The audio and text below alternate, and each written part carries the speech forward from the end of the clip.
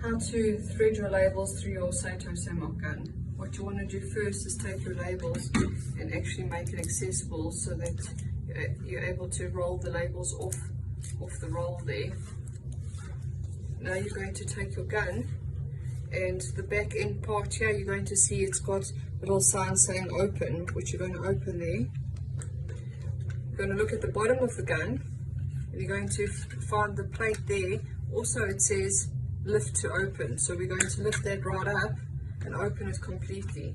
Inside that part you're going to see a plate which we're going to pull down. At this moment, if you have it go back to the other side of the gun, you're going to be able to see that you can see completely through the gun. Now what you're going to do is actually take your labels and place it on that label holder on the gun.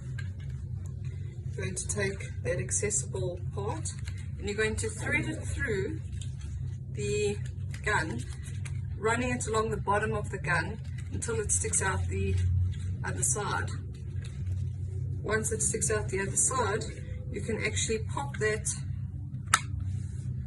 label into place.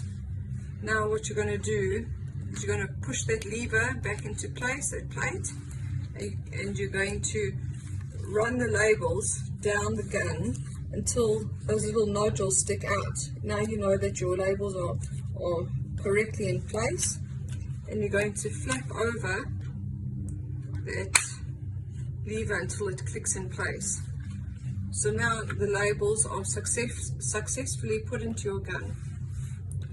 What you want to do now, by pulling out this little knob, you're going to be able to change what's going to be written as a price.